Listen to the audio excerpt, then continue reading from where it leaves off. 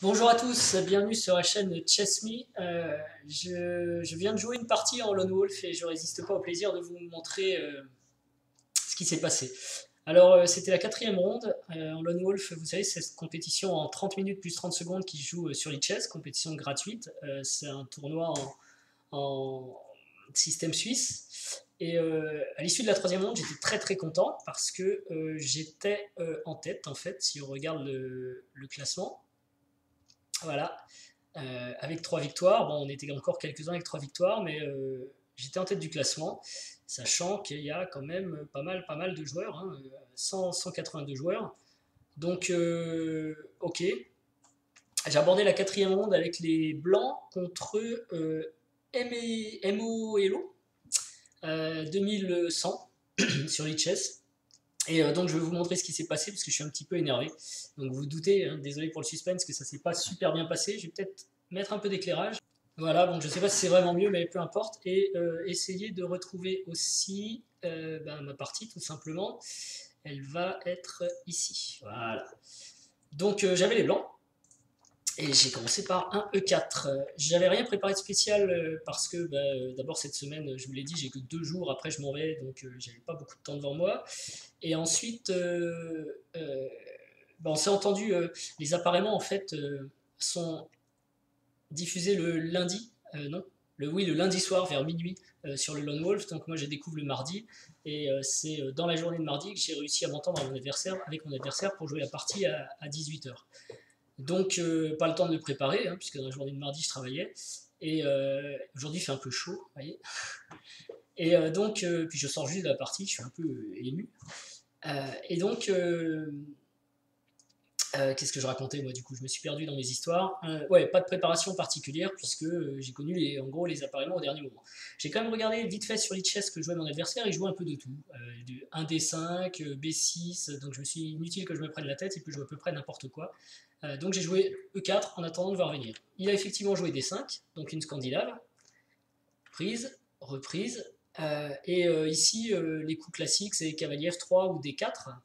Et moi j'aime bien une petite variante en fait un peu différente. J'ai souffert avec la Scandinave, j'étais pas fan, j'ai appris des variantes qui me plaisaient pas. Et là j'en ai trouvé une qui me paraît sympa, j'aime bien, c'est jouer cavalier F3 tout de suite. Alors c'est pas la variante du siècle, hein. Normalement, bon, il y a plusieurs réponses possibles ici, je vais pas trop rentrer dans le détail de l'ouverture. Mon adversaire a choisi G6. G6 par contre qui est pas un super coup parce que ça me paraît un petit peu lent. Du coup, à ce stade, je ne voulais pas le voir pousser E5 par exemple. Et donc, j'ai joué D4. Voilà. Et mon adversaire, donc, qui est 2109, a joué Fou G4. Fou G4, donc, qui instaure un clouage et menace éventuellement de gagner le pion. Fou E2, coup logique pour sortir du clouage. Et cavalier C6, petite pression sur le pion D4 cette fois, puisqu'on menace par exemple. Alors ça marche pas, remarquez. Hein, fou prend E2, fou prend F3. Si la dame est menacée, donc ce serait dame prend D4, mais il y a fou prend C6 échec, B prend C6. Bon, enfin bref, je vais vous montrer ça. J'ai joué petit roc avec l'idée si fou prend F3 pour gagner le pion. Il y a fou prend E3 qui menace la dame, donc il faut enlever la dame. Et si la dame malheureusement prend D4, fou échec intermédiaire, puis on prend et la dame est gagnée. Voilà. Donc le pion est encore défendu à ce stade. Du coup, mon adversaire a joué sur petit roc fou G7, qui cette fois défend la case D4 et menace réellement le pion. Donc là, je crois que j'avais déjà joué une partie que j'ai commentée, même dans une position qui ressemblait un peu, où je me posais des questions, savoir s'il fallait faire C4 ou C3. Mais bon, avec la présence du fou G7, je me suis dit, je vais jouer calmement C3, je contre la diagonale du fou, et je défends mon pion tranquillement. C'est pas le plus agressif, mais enfin bon, ça doit tenir la route. A noter que j'aime bien la position des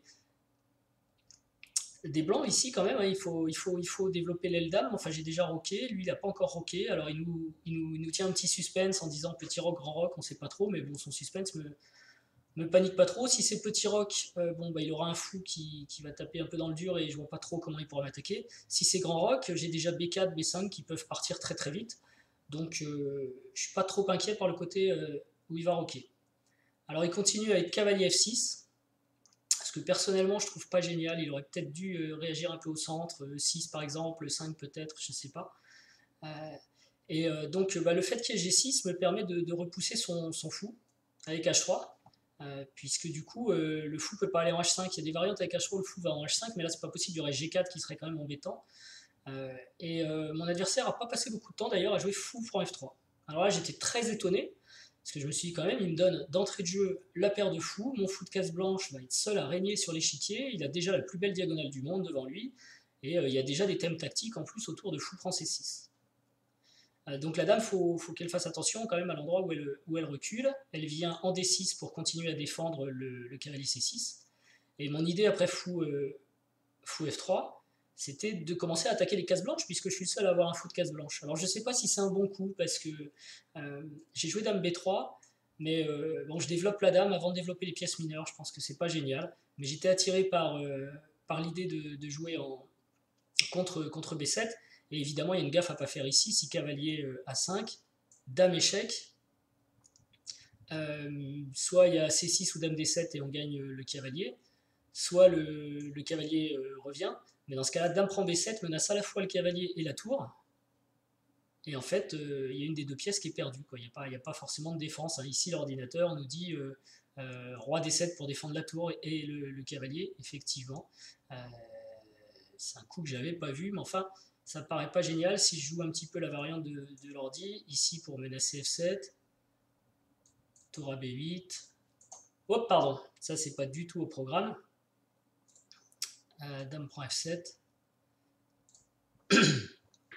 avec déjà du matériel et quand même une belle position pour les blancs, ça a l'air complètement gagné parce que là c'est enfermé. C'est vrai que j'avais pas vu roi D7, mais enfin bon. L'idée, alors donc ça c'était quand même au cas où il jouerait cavalier C6, et sinon c'est C6 qui se heurte évidemment à dame prend A5 et les blancs gagnent. Donc j'ai joué dame B3 pour apporter cette pression, même si je ne suis pas persuadé que ce soit le meilleur coup. Il y a peut-être mieux ici en développant le fou ou la dame. Voilà. Donc il a joué tour B8 pour défendre son pion, qui est un coup possible, mais pas. On voit bien que la tour ici, du coup, elle n'a pas un avenir génial. Et alors j'ai hésité avec du dame A4 par exemple pour essayer de tirer parti d'un petit clouage ici, mais je me suis dit quand même il fallait que je me développe, et puis j'ai quand même peur que mon adversaire se tire d'affaire avec E5, et donc j'ai trouvé le coup de cavalier D2. L'idée de cavalier D2 c'est que s'il joue E5, enfin d'ailleurs E5 ça paraît pas non plus le coup de l'année parce qu'il y a quand même le roi au centre, il faudrait peut-être roquer avant, mais en tout cas sur E5 il y a un coup intermédiaire qui est alors peut y avoir fou prend, dame prend et pion prend, qui vraisemblablement gagne un pion. Mais c'est pas si clair, hein. Après cavalier D7, le pion va quand même falloir le défendre. Et par contre, il y a plus clair ici, c'est cavalier C4, qui était l'idée de cavalier D2, évidemment. Cavalier C4 qui menace la dame et le pion. Donc là, la dame doit se pousser, et cette fois on peut prendre en E6. On est obligé de reprendre avec la dame, sinon, si on fait pion prend, alors on est obligé de reprendre avec la dame, parce que si on prend avec le pion, on perd la tour. Ouais, c'est ça. Et la partie de la même occasion. Donc dame prend. Je l'avais déjà noté celui-là. Et cavalier prend E5 avec un beau pion de plus. Donc cavalier D2 empêche en fait de jouer E5 et développe le cavalier. Et menace même de venir en C4, hein, qui sera une bonne case pour lui. Et puis en E5 après par exemple. Donc mon adversaire, non, n'a pas joué E5, il n'a pas été fou, il a joué B5. B5 c'est intéressant, je m'y attendais pas trop, enfin j'avais vu ce coup, mais c'est vrai que ça bloque ici la case du cavalier, et donc il faut que je trouve un truc astucieux pour m'en sortir. Et je suis content qu'il y ait son roi au centre aussi, depuis tout à l'heure je fais des petites menaces pour l'empêcher de roquer, même si ici petit roc aurait été un coup possible aussi, hein, pas forcément enfin ça aurait sûrement été meilleur que B5 quand même. Parce qu'en plus, là, il affaiblit quand même la case C6. Enfin bref, j'étais assez content de la tournure des événements. Le seul truc à regarder, c'est sur B4, il ne faut pas trop se faire planter, mais si la dame recule, c'est bon, puisque pion prend, ça va. Donc ici, j'ai trouvé tour E1. Mais il y avait mieux en fait, il y avait mieux que tour E1 parce que je pouvais vraiment abuser en jouant quand même cavalier C4. Je l'ai un peu regardé, mais j'avoue que je suis pas allé au bout de mon idée. Et en fait, ça fonctionne. Cavalier C4, l'idée elle est simple, hein, c'est si pion prend, il y a fou prend échec intermédiaire toujours. On exploite la position du roi et on gagne la tour. Donc on est totalement gagnant. Euh, donc ça c'est le coup qu'il fallait voir, cavalier C4. Donc du coup il pouvait pas prendre, et il devait se reculer par exemple avec dame C6, dame E6 pardon. Et ensuite, le cavalier se recycle vers E3, on propose l'échange des dames, on a l'échange des dames n'est pas possible, hein, parce que le cavalier E6 serait en l'air, donc par exemple, les noirs doivent revenir, et avec A4, on peut commencer à miner le pion qui a été poussé un peu trop brutalement. Bon, c'était une possibilité, j'ai joué, on va dire, plus calmement avec tour E1, l'idée de tour E1, elle est simple, c'est que le petit roc est impossible, en fait. Tour E1, le petit roc est impossible et mon adversaire l'a pas vu en fait, où il a quand même décidé que ce serait le meilleur coup. D'ailleurs, l'ordi dit quand même que c'est le meilleur coup. Petit roc. Et donc là, j'ai sauté sur une petite combinaison qui gagne un pion. Fou prend C6, dame prend C6 et tour prend E7. Alors bon, selon l'ordinateur, c'est pas la fin du monde parce qu'il y a A5 qui semble donner du contre-jeu. Ok. Mon adversaire lui a préféré cavalier D5 avec l'idée évidemment de venir de sauter en F4 avec gain de temps. Il y a une menace de mat directe. Bon. Donc là, il faut faire attention. La tour ne peut pas venir en E6, elle ne peut pas venir en E5. En E4, elle pourrait, mais ça paraît dangereux. D'ailleurs, je me demande si c'était pas mieux quand même que ce que j'ai fait. En E3, elle ne peut pas. En E2, surtout pas. Ça pourrait être embêtant quand même. Tour E2, cavalier F4. Quoi qu'il y aurait. Ah ouais, non, ça pourrait être très embêtant. Il y aurait tour. Il y aurait quand même tour E4. Enfin bon, bref, j'ai joué tour E1. Voilà, tranquillement. Et mon adversaire a poursuivi son plan avec cavalier F4. Et là, j'ai réfléchi, j'ai écarté cavalier F3, qui semble parer tout de suite le mat, hein, parce que là, quand même, il y a une menace dame prend G2 mat. Donc cavalier F3. J'avais peur de cavalier prend H3 échec. Si pion prend, dame prend, et mon roc est totalement détruit. Je vais perdre sans doute encore un pion. Quand il y a tour E3 qui déforme. Enfin, franchement, j'avais pas envie de rentrer là-dedans. Je viens de gagner un pion, j'ai envie de le garder déjà, pas de le rendre, et puis j'ai pas envie de me retrouver dans une situation délicate. Je pense que les noirs ont une belle perspective. Donc j'ai cherché autre chose, et parmi les autres possibilités, j'ai trouvé cavalier E4, qui n'est pas forcément le meilleur. Il y avait tour E4 qui était possible aussi.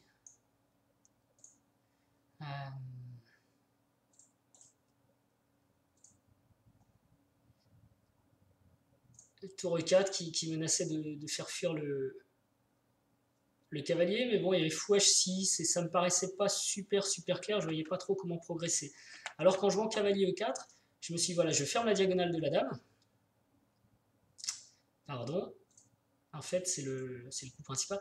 Je ferme la diagonale de la dame, donc il n'y a plus de mat. Alors je suis un peu cloué, mais en même temps, je menace directement de faire fou prend F4, auquel cas il n'y aura plus de mat. F5, évidemment, est un coup impossible parce qu'il y a le clouage du pion F. Donc, pour moi, le meilleur essai, c'était cavalier D3, qui n'a pas joué mon adversaire. Cavalier D3 qui menace à nouveau la tour, et là-dessus, j'avais prévu tour E2. Et là, bon, ben, je pense que le meilleur essai des noirs, c'est cavalier prend C1, tour prend C1. Et en fait, il se trouve qu'il y a fou prend D4. Donc, ils égalisent, en fait, parce qu'ils récupèrent leur pion. Coup que j'avais pas vu, en fait. Voilà. Mais mon adversaire n'a pas joué cavalier D3, curieusement. Il a joué. Alors, pardon, sur cavalier D3, évidemment, je joue tour E2 parce que la tour, elle est un peu obligée de tenir le cavalier ici. Et par contre, sur un coup comme tour F8, tour FE8, pardon, j'avais prévu dame C2 en défense.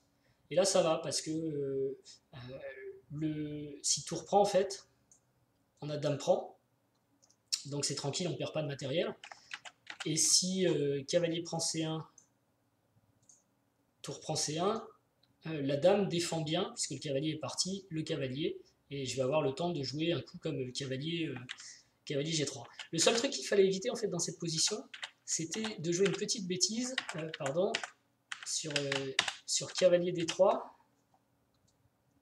Le seul truc qu'il fallait éviter, il est où mon cavalier D3 d'ailleurs, il fallait éviter absolument de jouer tour E3, qui est tentant, à variation, parce que sinon il y a cavalier prend C1, tour prend C1, et hop, on a un petit fou H6, qui en enfilade prend une des qualités. Donc ça, c'était pas à jouer, mais bon, je l'avais vu, donc c'était tour E2 mon coup.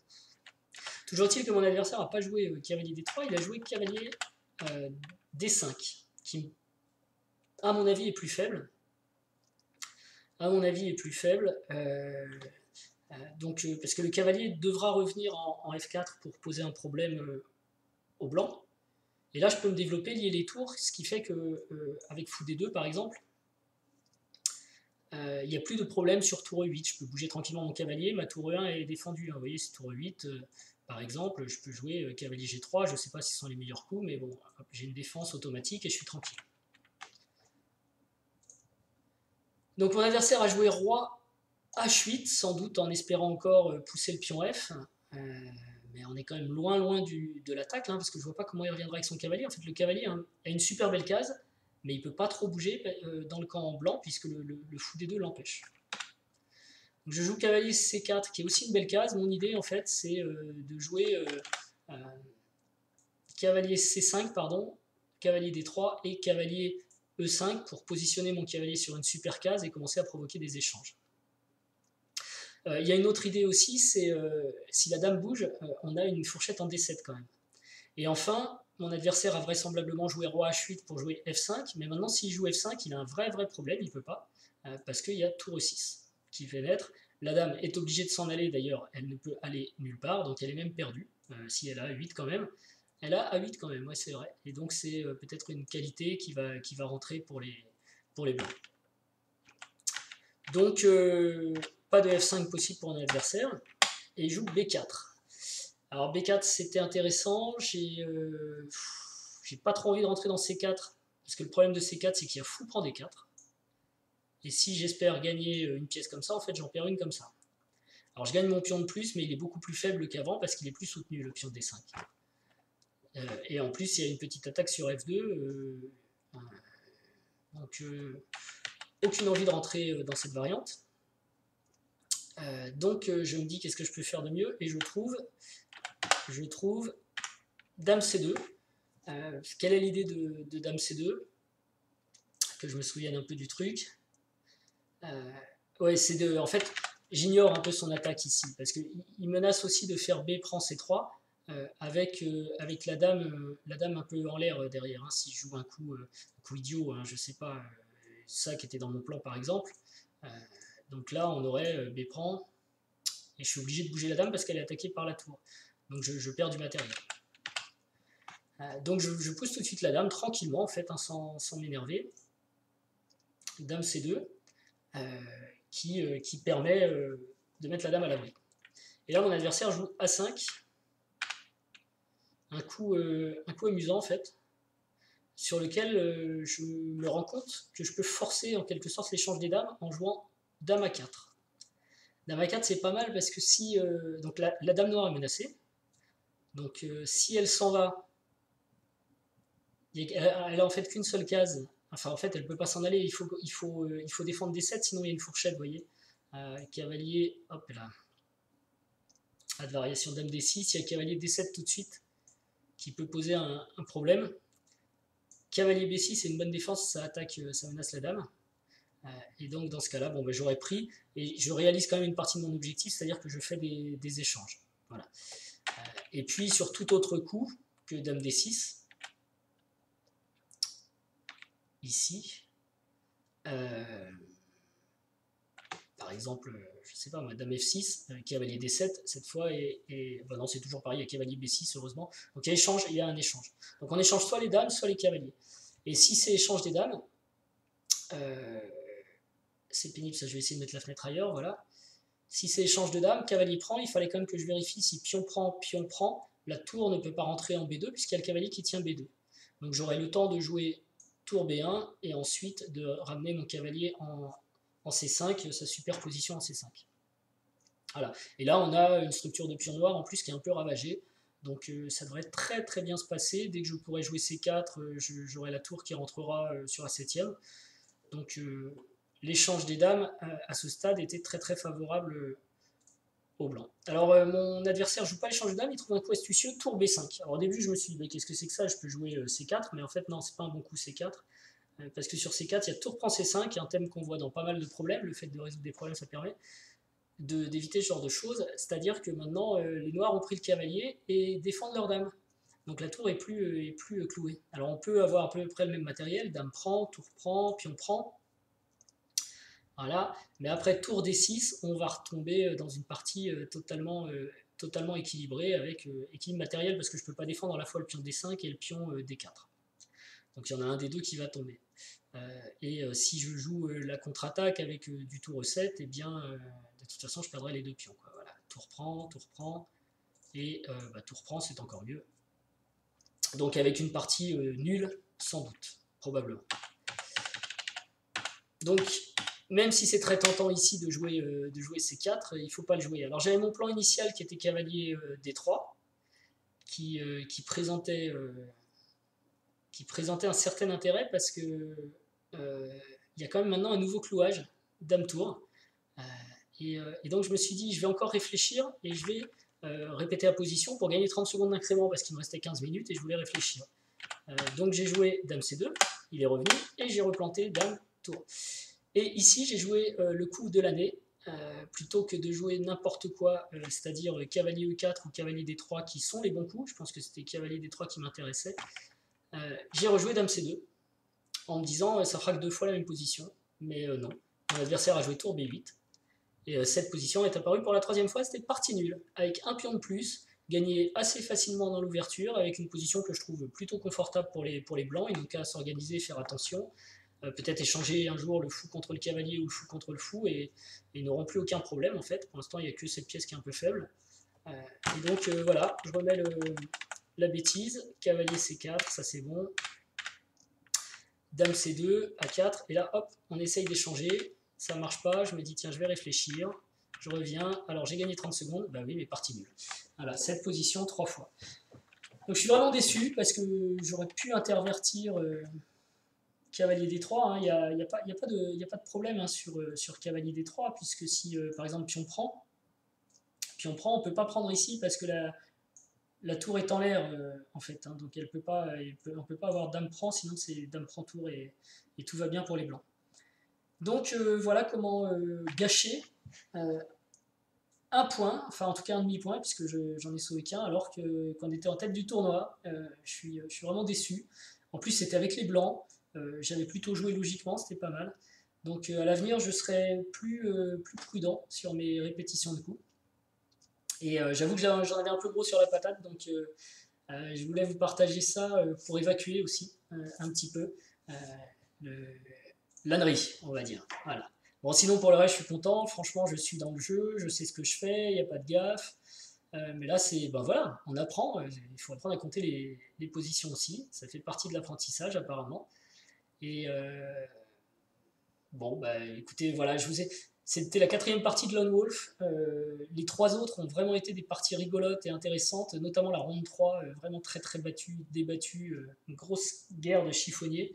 Je pensais que je vous montrerais avant les autres parties, mais bah voilà, je commence par la partie 4. C'est pas grave, en tout cas ça va pas durer trop longtemps. Voilà, donc j'ai la soirée devant moi pour faire d'autres choses. Donc j'en profite pour vous souhaiter tout de suite une bonne semaine. Je vous rappelle, vous pouvez mettre un petit like, c'est sympa, ça fait plaisir, partagez la vidéo, et puis je vous dis à bientôt pour de nouvelles aventures un peu plus subtiles. J'espère que ce demi-point gâché, enfin c'était pas gagné non plus, c'est vrai, mais j'avais bon espoir de m'en tirer, surtout que j'étais pas impressionné par le jeu de mon adversaire, donc c'est dommage. Voilà, je vous dis à bientôt et portez-vous bien, au revoir.